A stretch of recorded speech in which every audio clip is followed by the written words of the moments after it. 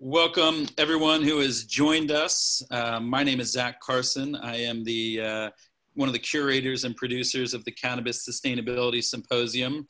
I will also have the privilege of moderating this panel. Just a little background for those of you who haven't joined us in the past. This is the 5th year of the Cannabis Sustainability Symposium, and we've really come leaps and bounds from previous years. We have over 130 speakers and over 45 panels over the course of 1 week. And so far on day 4, it's just been absolutely amazing, touching on a really holistic perspective of what sustainability means and how we have an opportunity in this emerging industry of cannabis to address issues around social justice, around environment, around community, around health, wellness. All of our speakers so far have really done a good job touching on that. So thank you to the Cannabis Certification Council for helping put all of this together and hosting. And to all those who have been joining us, thank you as well for your participation. So this panel we'll jump in is entitled, "What are the challenges to sustainable business in cannabis?" Little description. So sustainability and corporate responsibility are familiar terms within mainstream business, creative marketing, investments, and consumer behavior. But with the emergence of the cannabis industry, these concepts are quickly integrating into our industry from the start. This panel will review some of the challenges that companies encounter when trying to create a truly sustainable cannabis business. So that's the topic for the next hour. Joining us, we have Edward Dow from Solar Therapeutics. Thanks. We have Michael Steinmetz, CEO of the Flow Cannabis Company and Flowcana, and Mark Johnson from Gannett Fleming.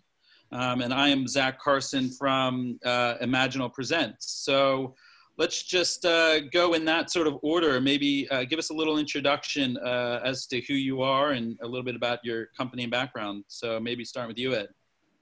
Sure. Thank you for having me. My name's Ed Dow with Solar Therapeutics. I'm the CEO of a cannabis cultivation company and dispensary company in Massachusetts. Our primary focus, we grow inside, and our primary focus is to reduce our energy footprint as much as possible and produce cannabis as sustainably as possible.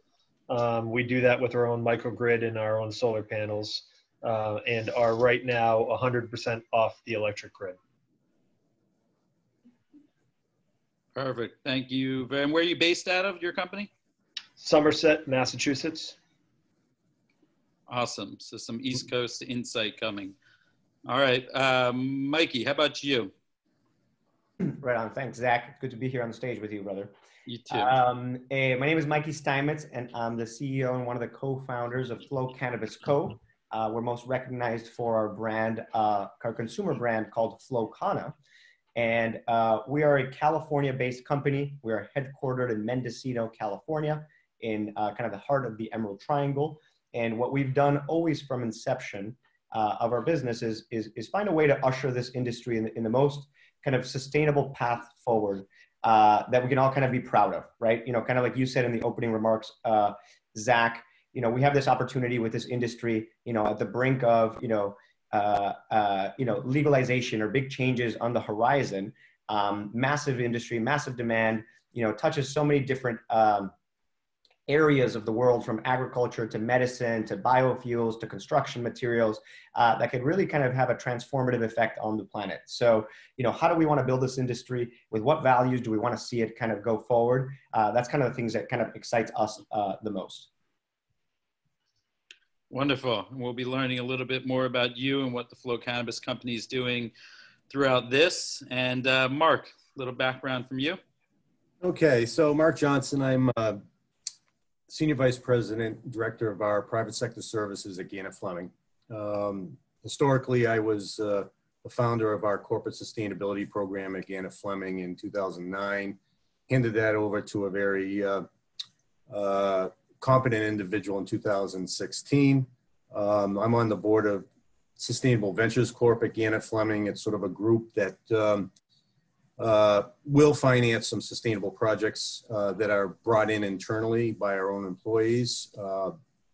We also do sustainable projects through that group. And then I'm also a vice chair of GEMI, the Global Environmental Management Initiative, that was founded years ago by some of the majors to generate, on a nonprofit basis, environmental solutions, sustainability solutions that they could share on their website for everyone to use on a public basis. So got a fair amount of experience with sustainability and sort of lead those efforts internally at Gannett Fleming.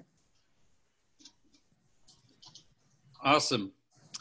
Thank you for the introductions, everyone. Just a comment for all the attendees. I will be keeping track of the Q&A. There's a button at the bottom of your screen. If you have any questions throughout this, list them. We will try to get to all of them. If not during the conversation, we'll save some time at the end. But as we go through this, feel free to list your questions there. So a little bit of the flow of this, we're going to talk about some of the challenges in sustainable business, specifically to cannabis right now, related to packaging, water, recycling, and another one about agriculture, and then in general, the challenges of really creating a truly sustainable business, not just the smaller inputs and the details of that. So for you, Edward, in the growing realm, maybe you can talk a little bit about some of those challenges as it relates to the energy consumption of those indoor grows, and what are some of the innovations that you are seeing and implementing that are going to help change that sort of serious direct carbon imprint that we have with indoor cultivation? Yeah, indoor cultivation, at least historically, has been a huge energy consumer. High pressure sodium bulbs, metal halide, those are pretty much as bad as, or as much energy as you can consume to get the lights that your plants need. And those necessitate having huge HVAC equipment running 24/7, cooling, mainly the HVAC is the largest load there. So simple designs, and I say simple, it's not so simple in that it costs a lot more upfront cash, but you can go with LEDs, and that's going to reduce your profile immediately. That'll trickle through every bit of equipment in your facility, which is what we chose to do early on. We were originally trying to plan for CMH bulbs and then convert when we could afford it to LED. And then we just realized we'd have to upsize our equipment so much to handle these CMH, the heat output, that why not just design for LEDs right out of the gate, raise a little bit more capital, which we were able to do. And there's some other benefits to do an LED other than less heat output, but you can manage your humidity a little bit better. So we need a heating load. When you're growing inside, you need a heating load as well as a cooling load, actually, for all of the moisture that your plants are putting out. Moisture can be the biggest problem inside. So we reuse some of that heat. Obviously, we use a lot of cooling as well. We recapture all of our condensate in the water that we extract from the rooms. We recondense it and bring it back into usable supply water. So these are things you can design early on that aren't huge grabs, that make a lot of engineering sense. And then we also layered on top of that, we have a pretty large scale solar array, both on the roof, about 70,000 square feet, and in the rear of the property, about 5 acres or so, that's net metered back to the grid. Bringing it behind the meter is still a wrinkle, but we're working on it. We also have combined heat and power generation units, which are natural gas generators. We reclaim all the heat, and that's fired right back into our building load.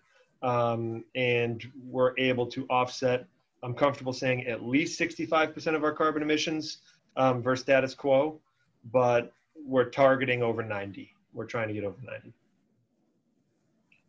Cool, awesome. And just a quick question about that. With the water capture and return, what percentage of water are you able to actually in your return capture and reuse? Like, how much of a discount of water from the system are you actually putting back into the system? Above our original calculations. We were expecting to get about 90% of our humidity back, and it's 95% plus. I mean, all the water that goes through these energy recovery units outside, goes through a sump pump and pumped back inside. We've gone almost a week without topping off with any city water.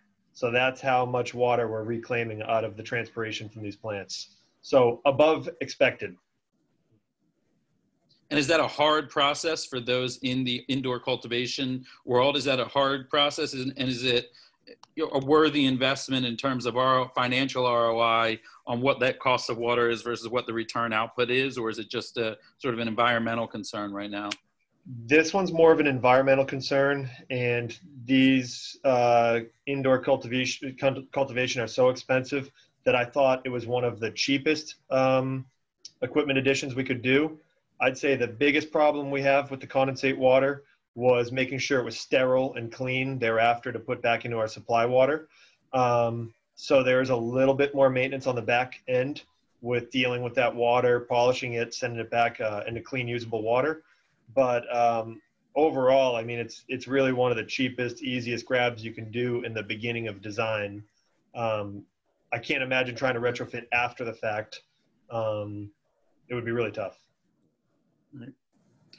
Cool, thank you. I'm going to appreciate that insight, and then I'm going to move to Mikey. You know, obviously, Flow Cannabis Company is working with primarily sun-grown farmers in that Northern California region, and that is sort of the ethos and the that Flow Kana was born on, was the Emerald Triangle farmers. So when it comes to energy usage, obviously not as much cost involved in growing under the sun, but can you speak a little bit to where some of those other costs, if you're growing through the sun, obviously you're not getting as many cycles as you are as an indoor farmer, but you also have less financial inputs. Maybe talk a little bit, Mikey, about what you know from the farming and agricultural perspective as to those financial versus sustainability inputs that are challenging to some of these farmers that are in your network.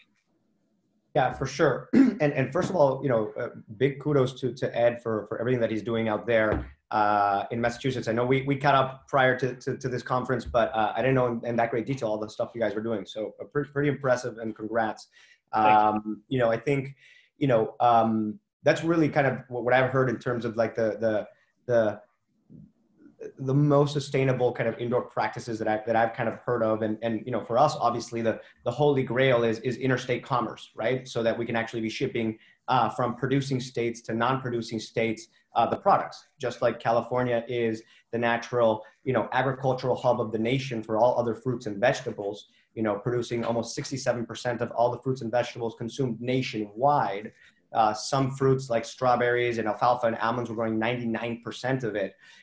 That's ultimately what we need in this industry, right? So that we don't have to create all these indoor facilities all over the world, and we can actually just buy it from, traditionally ag growing areas.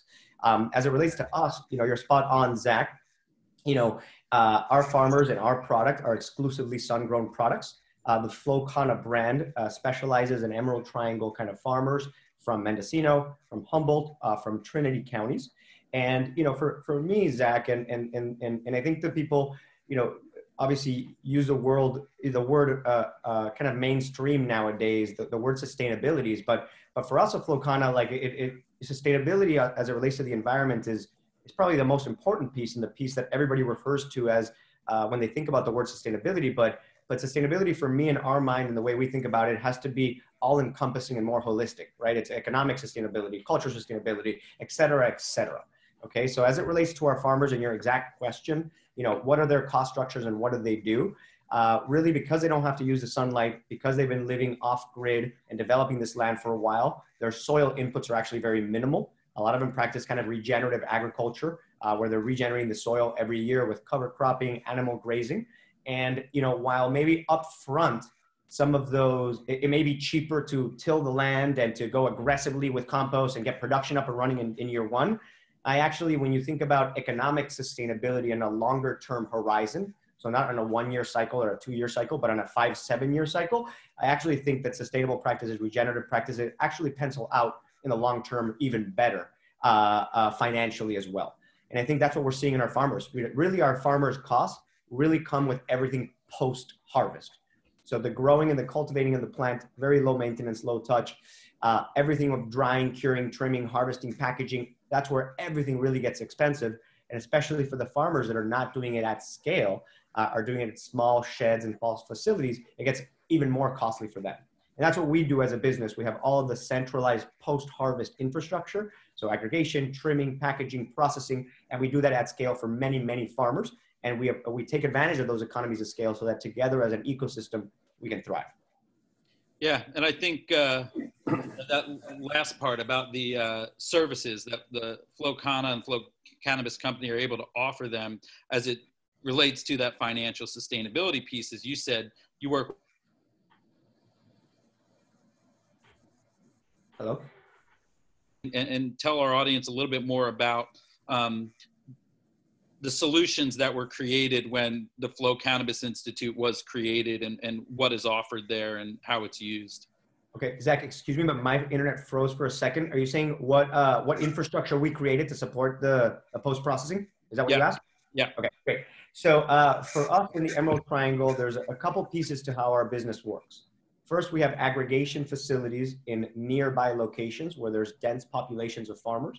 So we have one in Humboldt, we have one in Mendocino, and it's nearby, so you're not driving around, so that farmers can have a quick point of contact to pick up, payments, to drop off products, interact with someone.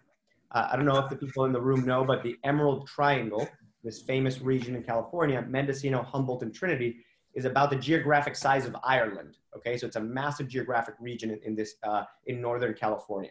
So we basically have these aggregation facilities. People drop it off.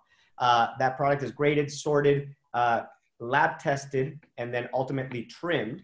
And then that makes it down to our main facility, which is we bought a big old abandoned winery in Redwood Valley, California, in the heart of Mendocino, where we have all of the kind of more efficient at scale equipment that can really handle all of that volume, right? Which is one thing that's very unique about our model, and candidly makes it a little bit more difficult, is, in an indoor facility, in a greenhouse facility, you're really, producing every certain amount of time, right?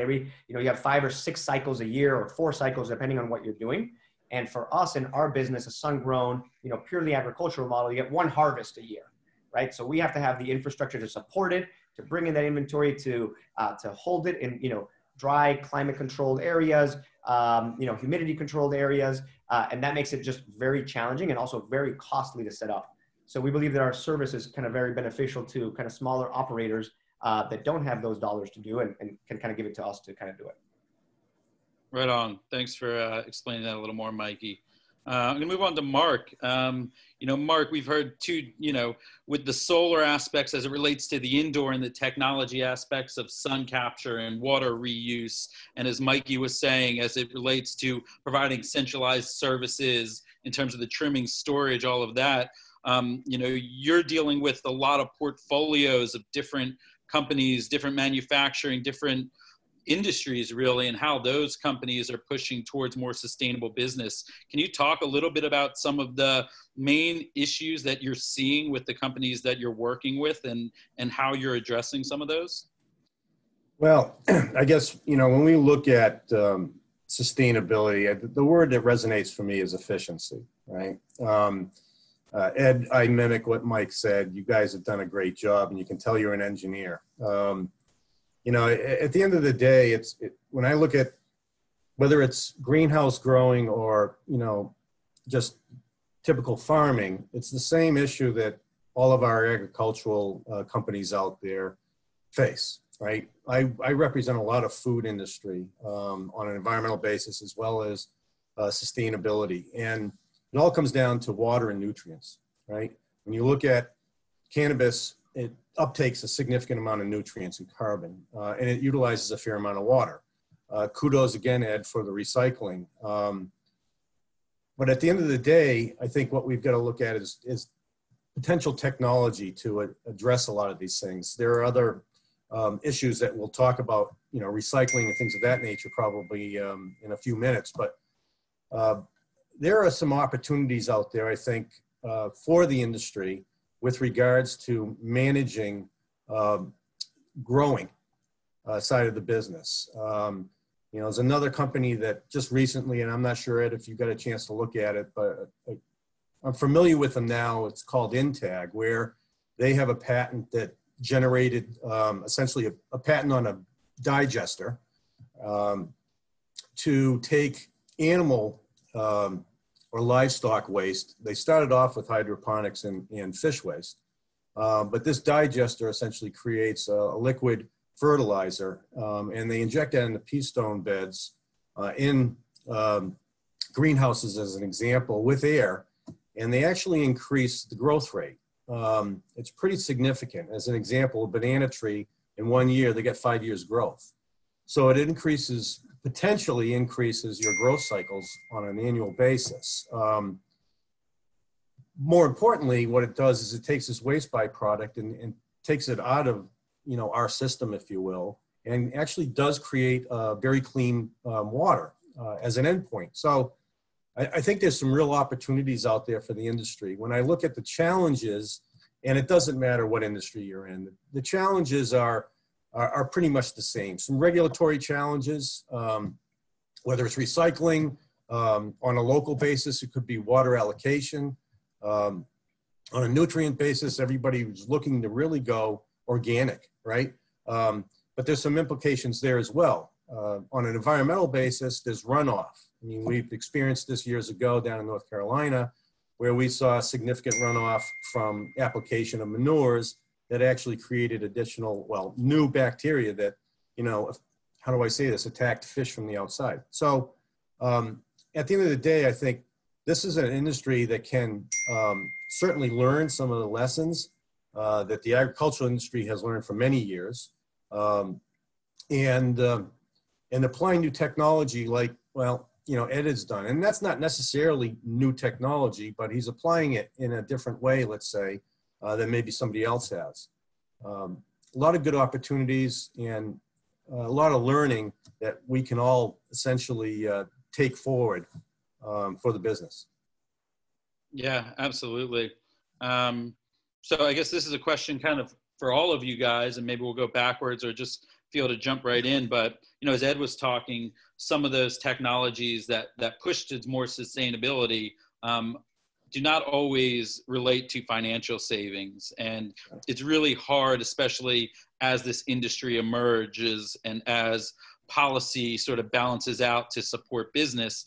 You know, every business is left with the decision of, you know, ethics versus bottom line, and how do we create balance between ethics versus bottom line? So I guess my question to all of you is, when there is decisions to be made that put in jeopardy those sort of the crux of the bottom line versus your ethics, how are you making those decisions, or how are you pushing your own companies internally to maybe, you know, kind of vote with your dollar based on your ethics rather than your bottom line? What are, and maybe some of the roadblocks that you've faced even in getting to that point? And, you know, let this be a free flowing conversation, whoever wants to take that, and then we can just pop around. I'll jump in there for a second. For me, especially with the water reclaim, which we're not saving really any money as far as from our water bill is concerned.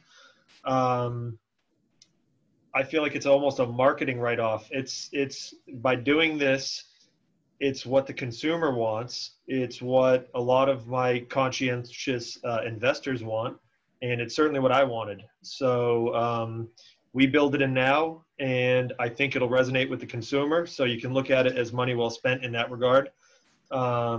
And then from an ethics standpoint, there's an obvious reason for it. We should conserve water where we can. We should conserve energy where we can.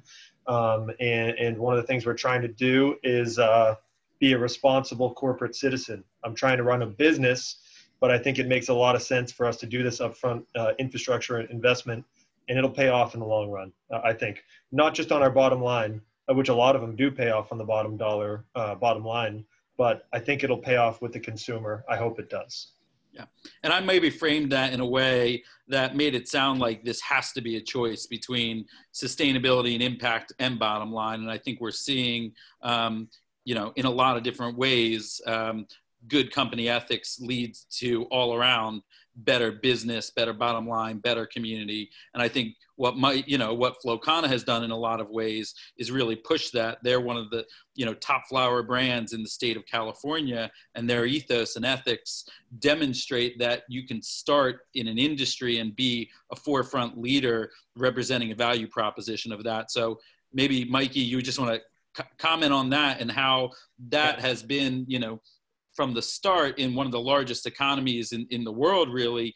You and Flowcana and the Flow Cannabis Company made that decision. What were some of the challenges along the route that you faced in really sticking with those ethos?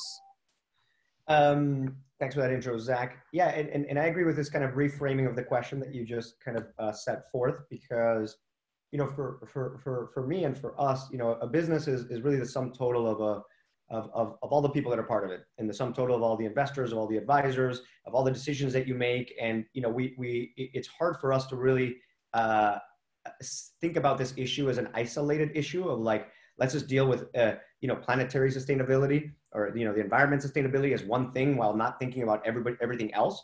So I think for us, it's kind of like, what do you love more, your younger daughter or your older daughter? Like, no, I love them both. Like I need to have, we need to be able to pay the bills. We need to be able to responsibly continue to grow the business. We need to, the more money, the more profit gives us the power to have more impact to continue to expand. But at the same time, we can't do that at the expense of the planet, right? So for us, I don't think we've ever made a trade-off where we're choosing one or the other. We're really putting it all to the table and making the best decision possible that moves the needle forward in all of those areas. And maybe one decision at one given moment will be favoring, an economic sustainability or an environmental sustainability, but over time, the intent is this whole thing as an ecosystem kind of balances out. So in terms of things that we've done to really set ourselves up is, I think as a CEO and also as we build the executive team, just being very clear about what you believe and wearing that kind of on your sleeve gives you the ability to attract people that believe what you believe, right? So being very focused and being very deliberate of like, what it is that you're going to be focused on allows you to kind of surround yourself around those people. And, without that type of alignment, then it's when you start having challenges with these decisions, right? And you definitely want diversity of perspectives, but you also want, people that are aligned to a common goal and a common vision, from investors to advisors to employees. So I think just being very clear as to what you want to achieve and surrounding yourself with people in all of those areas that kind of believe what you believe, I think is probably one of the best things that you can do to make sure that over time, you don't find yourself choosing one or the other. Totally. Anything from you, Mark? Yeah, so, we represent a lot of, let's say, Fortune 500, mostly Fortune 100 companies. And their viewpoint is public perception is 100% of our sales, right? So, and public really has transitioned over the last 15 years. They want you to do the right thing. So, social responsibility is a huge part. And, Michael, I couldn't agree with you more. I mean, the bottom line, at the end of the day, Unilever is an example. They're making commitments to get to essentially zero impact. And all companies that I've, really worked with over the last, say, 10 years, they're the ones that are pushing sustainability. It's not our current administration. They've been rolling back environmental criteria, right?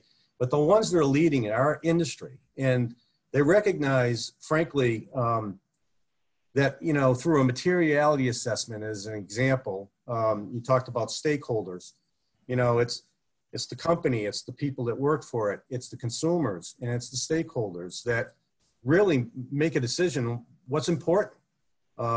So, if you did a materiality assessment as an example in the cannabis industry, you'd find, water is certainly going to be important. Nutrients are going to be important. Social, corporate governance is going to be important. Wellness for your employees. Diversity. I mean, there's a whole list of things that may or may not be important to your company, depending on what you're actually producing, right? So, I don't know. The way I view it is it's doing the right thing. And I think what I've heard from, the processes here is certainly that case. They're doing the right thing.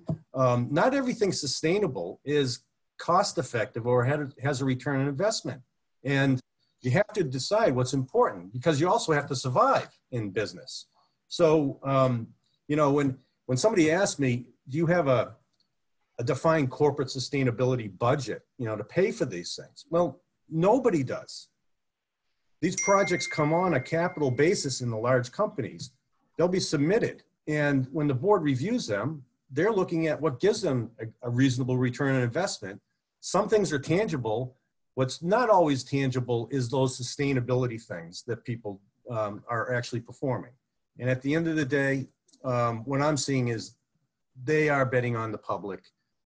They do believe that, you know, 100% of sales is public perception, and they're moving that way.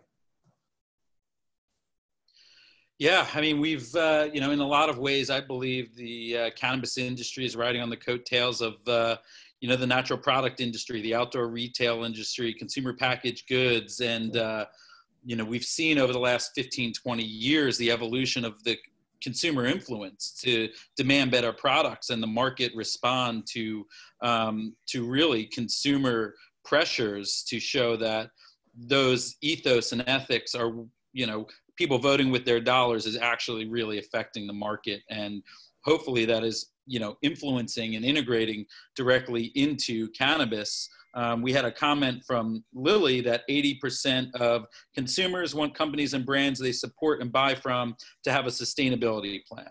Now, I don't know where that number 81% comes from or how it relates, but I do think it is an interesting time in the emergence of cannabis when there already is so much consumer demand. So I guess a question for you guys is, and I guess primarily Edward or Mikey is, have you felt the pressure from the, you know, where are the market driving forces right now that are pushing you to get over these challenges in sustainability? Is it coming from the consumers? Is it coming from your investors? Is it coming from policy right now? And if you don't have a direct answer to that, where do you think the most important levers for people to, or us or the world to push on right now are to continue to push that dial forward?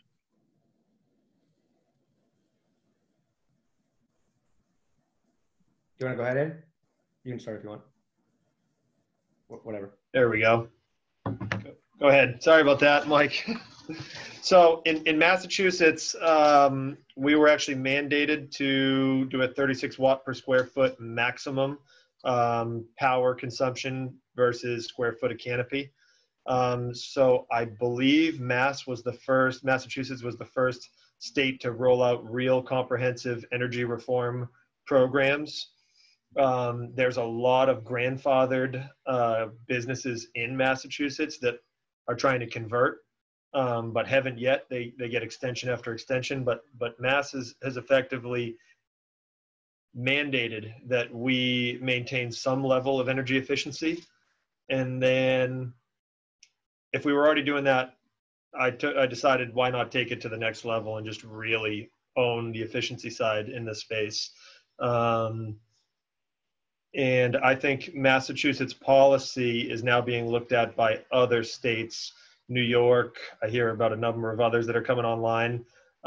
So I think it's going to start being an imposed policy on many states moving forward. Yeah, I agree with Ed completely. You know, for me, while I have built other businesses in the past, this is the first business that I've built in a regulated industry. And my big learning lesson, or what's very unique and different from other industries, is that I feel that cannabis is mostly evolves because of regulatory forces and less so market forces, right? When you think about CPG generally, you think about, you know, building a brand or building a business, it's really driven by supply, demand, by marketing, by, you know, by building that awareness. For us, it's first and foremost, like, what is the business model that works around these regulations? And then from there, the market forces start influencing. So, you know, our biggest impediment to achieving all the things that we want, kind of similar to Ed, are really related to the constraints that we have around regulation. For example, and I don't want to go deep because I know we're going to talk about this later, but like child resistant packaging and, you know, all the warning labels that we need to have, right? Like when you open the, the drawer right underneath the sink that has all the, chemicals and pesticides or sorry, cleaning products for the house that are 10 times more dangerous to a kid than grabbing a flour product. Yet we're held to all of these crazy standards that require more costs, more packaging, more plastic, more shipping from other countries to get it out here. So that's kind of an area, and other areas around just the where and how you can cultivate, right? And the ways that you have to build a fence around your property and your garden. You're required to build a fence around this square foot area, and you can't move it on the land. If you have 100-acre land or 200-acre land, you have to grow cannabis there every single year. And one of the most important practices of regenerative agriculture is crop rotation and moving the piece of land. Like, hey, let's grow cannabis here, and let's grow it here, next time, and let's put, corn here for the next season, right? As an example, and we can't do that, right? So it's just like there's only so much that we can do given the regulations, and it's about educating the regulators and trying to get a pathway so that it is feasible for us to operate and build businesses around the regulations. Yep. And we can use that, Mikey, as a segue. I know we all wanted to talk a little bit about, challenges in sustainability, and that's child-proof packaging, the regulations. Those are all aspects. We've had several packaging conversations here on the waste stream and potentially hemp and other feedstock alternatives. Maybe we'll just let Mark, do you have any other comments on that before we jump around back to Mikey's comments on packaging? Not really. I mean, I think, packaging specific, I really thought that, oh God, Tom Zaki did a great job today. He's done something that's pretty amazing. I mean, I've been doing this for 36 years, and I know the challenges. I think, when it comes to the regulatory side, the associations is where you got to focus. The associations, if they get strong enough and powerful enough, they can make impacts in Washington, and that does need to happen. There are a lot of regulations right now that you all face that, frankly, a lot of the agricultural side of the business doesn't. And it's sort of, how do I say this, contrary to common sense. So I agree with Michael. We really need to get out there and educate. And best way to do that is through those associations that, can support the entire organization. You're a lot more effective when you have a mass of organizations rather than just one. And I guess the other problem that I see, and I think you both probably related to it, Michael and Ed, the regulations are segmented right now because they're not necessarily national. So you're dealing with state to state. That makes everything very complicated for those who have operations in several states. Luckily we get the Farm Bill and hemp was legalized, right? But you're still facing the same challenges if you're growing marijuana right now, and that's an issue. So all I could say, and just highly encourage everyone to be involved in the association, get out there and educate. Well, Mikey, maybe you can comment to that. As policy is a big thing, and in California, we're undergoing the implementation of metric right now, which is the sort of state-issued checks and balances along every part of the supply chain from seed to sale. But it requires some really, really tough policy around growing, tracking, disposing. Maybe comment a little bit on that, Mikey? Yeah, for sure. And that's a good point. And there was a comment here in the chat around, what was it? At least in California, the regulators, have they even smoked a single joint? And it's partially true, right? And it's no fault to them, right? We don't expect everyone in the world to consume cannabis, but it's a shame that the people that are in Sacramento and all building these laws are very disconnected from this industry. And we as a company, we try very hard to bring them up to Mendocino, to bring them up to the Emerald Triangle, to educate them. In fact, we produce an exceptional event that Zach company put together for us in Sacramento. That was an education event for everyone there, for the legislator and for people to come here. We actually had, scissors, and people were trimming. We had a microscope, and we had the senators looking down a microscope, and it was like the first time that they'd seen a nug, or the first time they'd seen down the microscope and seen the microscope and seen the gland. So it's it's part of the work that we have to do as the business owners and the entrepreneurs and the first people in this legitimate market to educate those people to help us, right? And in terms of challenges, to your question, Zach, we talked about packaging. We talked about the ability to not move, your cultivation site around. Another big issue is around waste management, right? Like we should be able to compost all of our leaves and all of our stems and put it back into the soil and make it part of the next season. And, we have to use these third-party recycling companies because they think that every part of the cannabis plant has THC or cannabinoids, right? There's nothing in that plant. It's a dead stem, right? It's good for organic matter. So, we have to go through these, hyper controlled and regulated steps to dispose of it, which are completely unnecessary. And with a little of education, they would know that it's better served by just putting it back into the land. Farmers have to, as part of metric, and metric, that's another issue. Metric in California is challenging because it was kind of built in the Colorado, more Washington kind of environment where it's because of the climate, you need more indoor growing. So for outdoor growers, some of the stuff they've got to do actually doesn't make too much sense, right? They got to de-leaf the plants, and we got to weigh every single one of the leaves being reported. Like it's just crazy amount of work when you're talking about a massive farm with massive fields, right? So, that's a challenge too. And I think everywhere you kind of see a bottleneck that the regulations have kind of put on the ecosystem. I feel you with metric, Mike. That's metric is a pain to deal with. We're dealing with it right now, and it does seem cumbersome and tedious at times, for sure. Besides that cumbersome and tedious, Ed, it's obviously extremely cumbersome and tedious, but as Michael was pointing out, we can't use the leaves. We can't use the stems. We have to have a party pick it up. We can't even have our own composting. If it does, it has to be a registered area. It has to be brought off. What are within your world in Massachusetts and within the indoor, what are some of the challenges directly besides the tediousness of metric that you're encountering?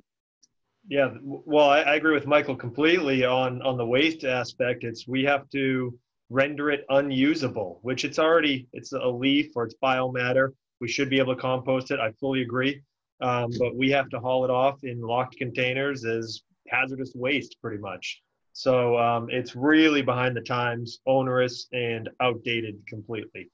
So at least over here, I do hear there's people thinking about looking into it and changing that. And I hope they do sooner than later. Yeah, agreed, Ed. Mm-hmm.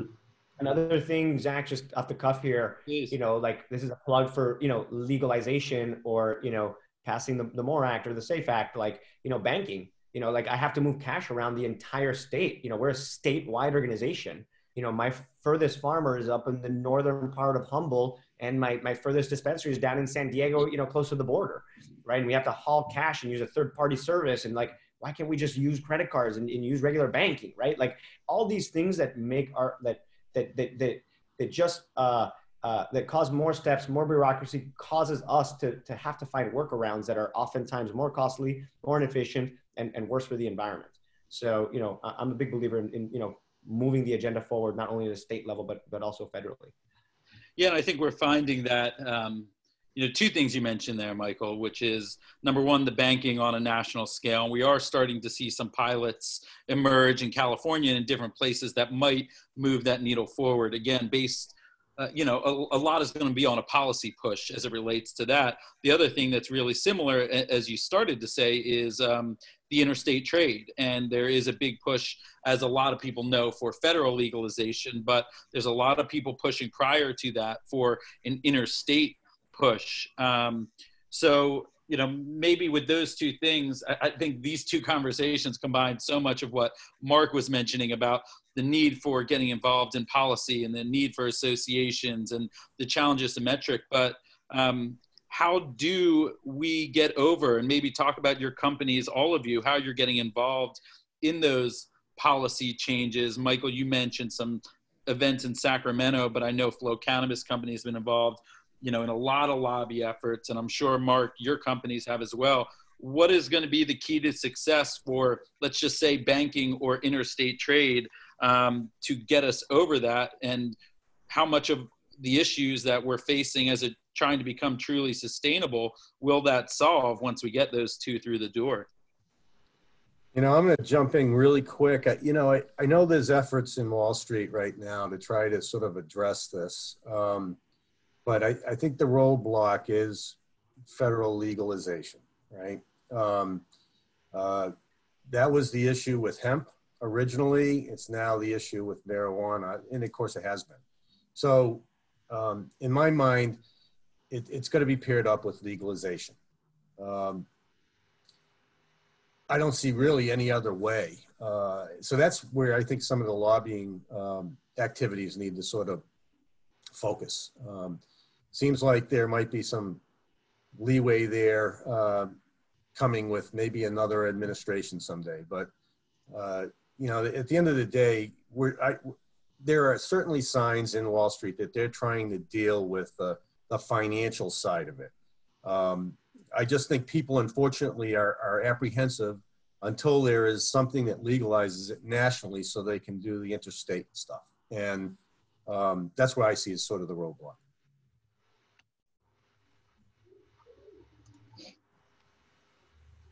Ed or Michael? I can go ahead if you want, or however you prefer. Okay, I'll give it a shot. I agree with what Mark just said. I mean, legalization would be the holy grail. That said, I think there's a couple incremental steps that would be incremental progress, right? We can't lose that end side of federal legalization as being the holy grail that solves, all of the problem. But, I do think safe banking as a first step is a big win. After that, you have interstate commerce could be a second win. And then finally, federal legalization as kind of the third would be kind of the sequence of things that I see kind of unfolding at the federal level. And, as a big benefit to safe banking, I just mentioned it would be, I don't have to be driving around cash across the state lines, or not state lines, across the states. Right? That's a very, very hard problem to solve. I need to have, per regulations, a vault that's bolted into the room with certain amount of, protective stuff around the walls that is, unsustainable materials, but it's the regulations. I got to do it. So, just not dealing with cash would be a huge win, right? I also think that each one of these steps helps us combat the illicit market, the unregulated market, which is really the biggest competitor that we all have, right? And we don't we have an illicit market that pays no taxes, pays no fees, have no middlemans in the chain. They can offer product cheaper out there, and they don't have to go through all the hoops and the difficulties. And the only way we beat the illicit market is by progressive policy, by legalizing cannabis, by better products, better IP, better formulations, right? But safe banking, for example, is another way how we beat the illicit market. Right now, delivery services across the state, which after COVID have become very popular, by the way, in California. I don't know if you guys are seeing the same trends elsewhere, but in California, they're becoming very popular. Right now, the delivery service has to go pick up cash when it goes to the customer, right? And that's pretty much the same service as a illicit market dealer, right? The guy shows up with some product, picks up your cash. It's the same service as a legal market. If you pass safe banking, then you can run transactions online with credit cards online. Instead of paying and using your cash, you can put this on a 14-month payment plan, right? Or whatever you need to do to do your finances. So all these little wins will help not only just, making cannabis more mainstream, but also help from a sustainability perspective in my mind. Yeah. Yeah, I think you guys touched upon everything. The Safe Banking Act would help us tremendously. As far as federal legalization and lobbying efforts, I'm probably slightly in a different camp on that. I'm fine with building a strong brand while I'm the only, while we can, before it goes federally legal. Because it's so tough to get funding right now. We're really the ones in the trenches for getting all this private funding, et cetera, that once the Safe Banking Act opens up, I think money's going to pour in.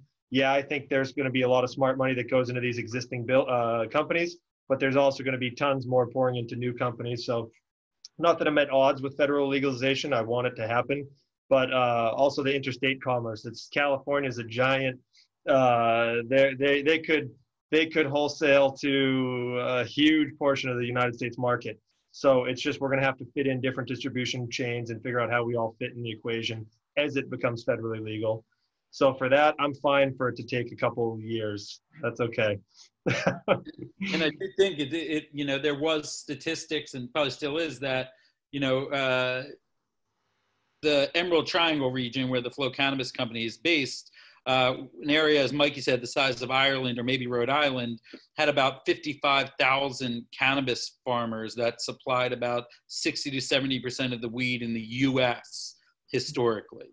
You know, as interstate happens, and we had Adam Smith talking yesterday with Michael Wheeler and Ed from Colorado on a policy conversation, but they were talking about interstate as a means of sustainability, whereas companies like Florida and Michigan are growing already just for medical, almost maxing out their potential existing now in an indoor realm, whereas states like California have so much potential to supply medicine, supply product to those other states, that the sustainability of what the market can provide from California outside and what the market needs to provide in an indoor regard in other states is really challenging.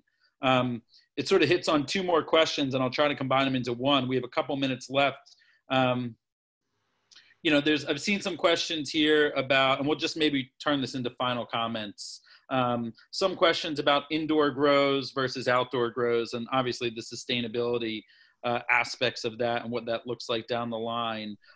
Some questions as it relates to financing and banking for small companies, how smaller companies and medium-sized companies are supposed to get in the game or remain in the game when it's so critical that money is there to fund it, and the banking is always challenging. So those are just some of the comments and questions that people had. Not really a specific question, kind of getting all over the place here, but as we're closing up, 2 or 3 minutes left, any closing remarks from the panelists about, you know, overcoming the challenges of sustainability and maybe some, you know, bottom line ethos that have carried you to the point where you're getting in your own life and in your own businesses that have made you who you are today, and your business is the same?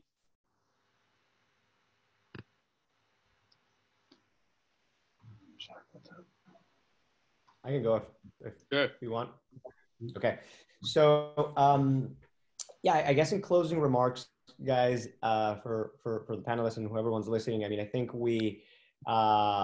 well, we've been, you know, fighting for this industry and, you know, decades under prohibition, and many people have had a long, very difficult battle with the feds and raids and everything, and it's been horribly painful. Like, the battle certainly hasn't stopped, right? We're still, you know, 50 fragmented states or 51 fragmented states. We've got, you know, a federal government that still hasn't, you know, telling us what they're going to do. There's a big change in the administration coming. You know, we're dealing with COVID, economic, you know, instability. And we just have to remember that we've been very resilient for the last few decades and through the millennia. And we just have to continue with that same resilience moving forward. Right. And I think if we all kind of stick to our guns, if we know what our North Star is, and we all want to build a sustainable industry that we can all be proud of, then if we got to make compromises along the way to get there, we should all feel comfortable, as long as we don't ever lose track of like what we're really trying to build. So, you know, just in closing remarks, and to the panelists, you know, just great chatting with all of you.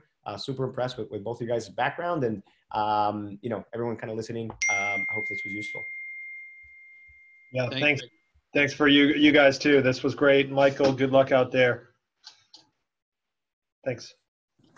So my closing comments, you know, at the end of the day, the regulatory environment right now is to a certain extent suppressing sustainability for this industry, and it's causing humongous heartburn on a financial basis. So obviously there's going to be a fair amount of emphasis on the association side and getting the word out in education. You know, Michael said it best. Getting out there and even doing separate events if you can in the communities, I think help. But at the end of the day, you know, participating in the associations, I can honestly say that's really where most of my clients have come from over the years. And And essentially, they've been my best mentors, to be honest. You know, doing the right thing, being socially responsible does pay in the long run. It is hard. It's not cheap at any extent, but it will pay off. So the association focus is a good one. I'm hoping that, you know, we can remove some of this legislation that doesn't allow you to be sustainable, because it is, between you and me, ridiculous in my mind that you can't, you know, as an example, change from area to area when you're growing in California. It's just contrary to all ag rules, right? So I wish you all the best. I really appreciate being part of this, and thanks, guys. I learned a little bit along the way. Yeah, thank you all, Edward, Mark, and Michael. Appreciate you guys, and for everyone who attended, thank you so much for your time and your insight.